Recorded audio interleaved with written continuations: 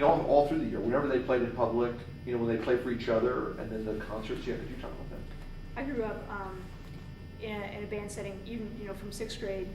You had 2 big concerts every year, if not a couple more concerts in between, but you played a Christmas concert in December, or a holiday concert, if you were, good about that, you could put that in your program instead of Christmas concert.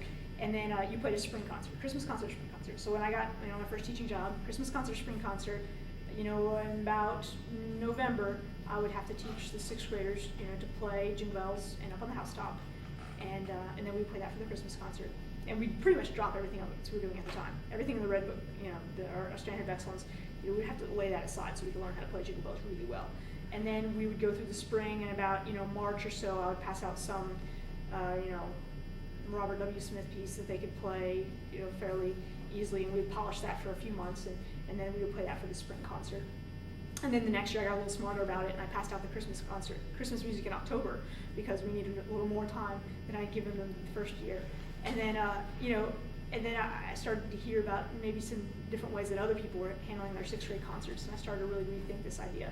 And then I got the Habits book, and I realized, there's no Christmas music in here, and that's okay with me. And there's no real reason that I need to play a holiday concert in December with my 6th graders.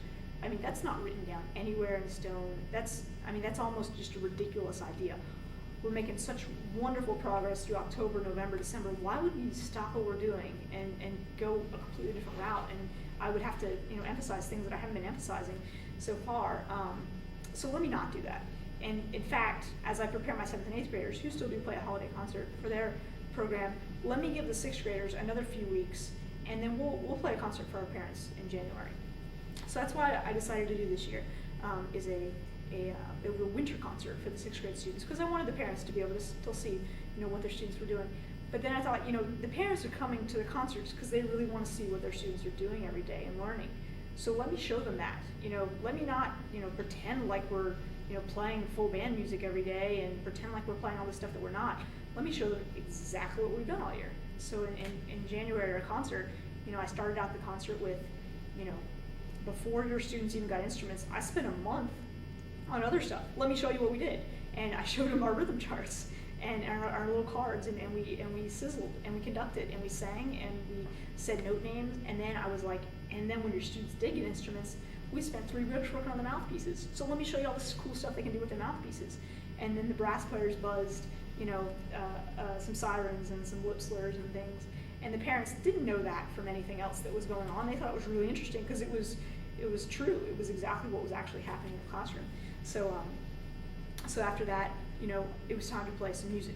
So rather than putting 105 kids together and making them play Give It Up for 2 notes together, now that's not what we do every day. Every day we play in sections and small groups. So this is what we did for the concert. The flute section, they demonstrated whatever their favorite song was, which, Give It Up for 2 notes. And then, the clarinet section played And Why Not This Now. And each section would kind of take turns playing one song.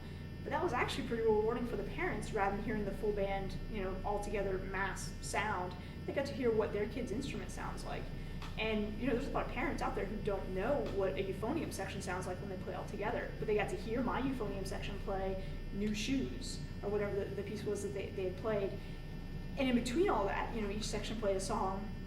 I also asked several soloists and duets, small groups, quartets, to prepare something that they could also play for the concert. So they maybe selected some songs that we'd already played in the book that the big sections didn't select, or maybe they just went farther in the book and picked out some other tunes.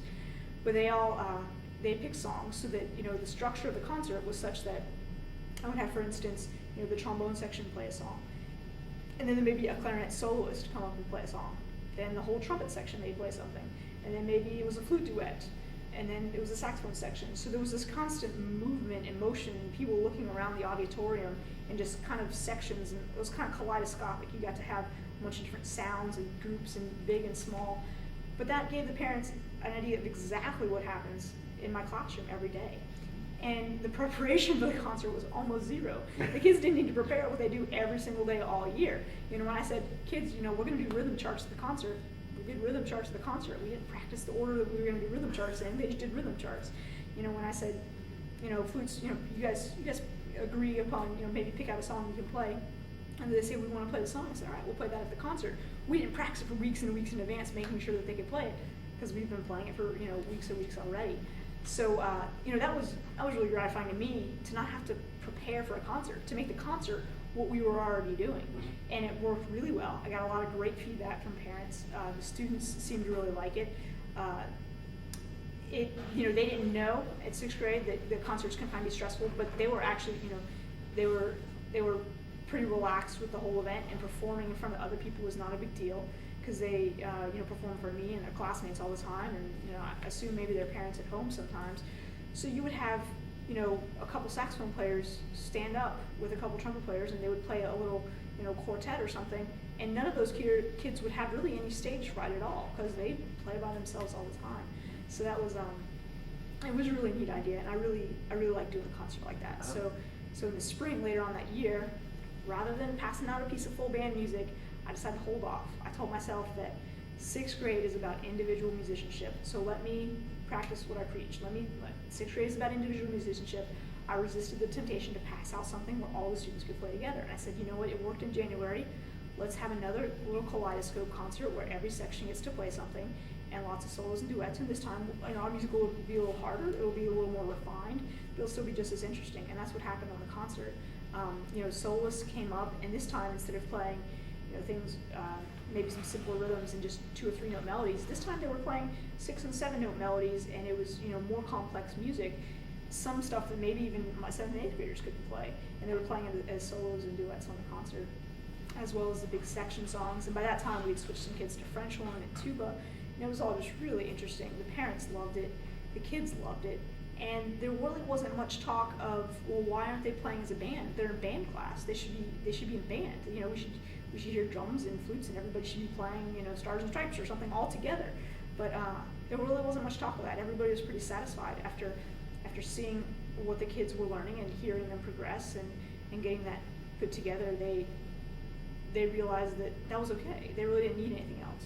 So when they come back in 7th grade, we'll do some traditional, concerts with the students, and they won't realize that they missed out on anything at all. Yeah.